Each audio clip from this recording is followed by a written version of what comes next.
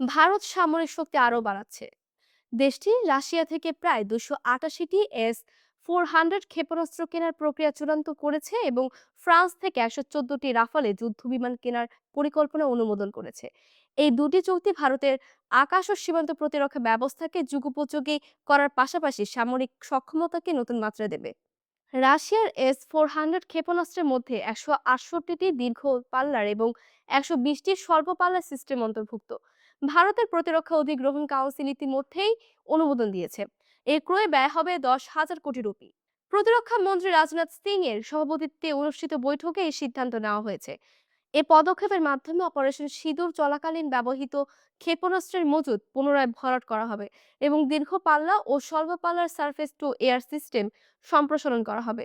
প্রথম চক্রে 2026 সালের জুন ও নভেম্বর মাসে ভারত আরও 2 সেট S-400 সিস্টেম পাবে। বিমান বাহিনী এই সিস্টেমগুলোকে প্যান্টোসের স্বল্প পাল্লার সিস্টেমের সঙ্গে একত্রিত 2 স্তর বিশিষ্ট প্রতিরক্ষা ব্যবস্থা হিসেবে ব্যবহার করবে, যা সীমান্ত পারের আকাশপথে আসা যে কোনো লক্ষ্যবস্তু ধ্বংসে সক্ষম। ভারতের প্রতিরক্ষা ক্রয় প্রক্রিয়া অত্যন্ত কঠোর। এটি স্টেটমেন্ট অফ কেস দিয়ে শুরু হয়, যেখানে কেনাকাটার প্রয়োজনীয়তা ও যৌক্তিকতা ব্যাখ্যা করা হয়।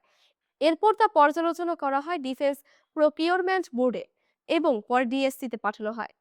অনুমোদন মিললে বিক্রেতার সঙ্গে মূল্য আলোচনা করা হয় এবং সর্বশেষ ক্যাবিনেট কমিটি অন সিকিউরিটি চূড়ান্ত অনুমোদন দেয়। একই সময়ে ভারত আরও 114টি রাফালে যুদ্ধবিমান ক্রয়ের পরিকল্পনা নিয়েছে।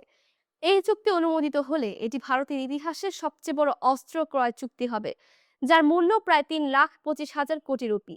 চুক্তির আওতায় প্রায় 100টি রাফালে বিমান ভারতে উৎপাদিত হবে। এতে যুদ্ধবিমান প্রযুক্তি হস্তান্তর এবং মেক ইন ইন্ডিয়া কর্মসূচির অধীনে কৌশলগত অংশীদারিত্বও গড়ে উঠবে।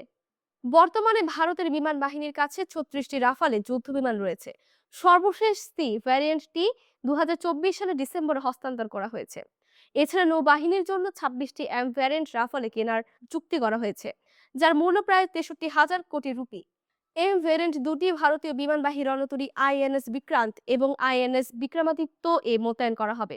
সরবরাহ করা সি ভ্যারিয়েন্টগুলো ইতিমধ্যে ভারতীয় বিমান বাহিনীর 17 নম্বর স্কোয়াড্রন গোল্ডেন অ্যারোজ এবং 101 নম্বর স্কোয়াড্রন ফ্যালকনসের মধ্যে ভাগ করা হয়েছে। রাফালের যুদ্ধবিমান ইরাক, লিবিয়া ও পাকিস্তান সহ বিভিন্ন সংঘাতে ব্যবহৃত হয়েছে। এটি মিটিউর দূরপাল্লার আকাশ থেকে আকাশ ক্ষেপণাস্ত্র, হ্যামার স্ট্যান্ড অফ স্ট্রাইক অস্ত্র, স্পেকট্রা, উন্নত ইলেকট্রনিক যুদ্ধ ব্যবস্থা, আধুনিক রাডার ও লক্ষ্য নির্ধারণ প্রযুক্তি সংযোজনের ক্ষমতা রাখে। এসব ক্রয়ের মাধ্যমে ভারত তার সামরিক শক্তিকে বহুস্তরীয় ও যুগোপযোগী করার লক্ষ্যে এগোচ্ছে। S-400 ওপেন ডোরসের দ্বৈত স্তর প্রতিরক্ষা ব্যবস্থা সীমান্তে প্রতিরক্ষা নিশ্চিত করবে, আর রাফালের যুদ্ধবিমান আকাশে আধিপত্য এবং দ্রুত নিক্ষেপ ক্ষমতা প্রদানে সক্ষম হবে।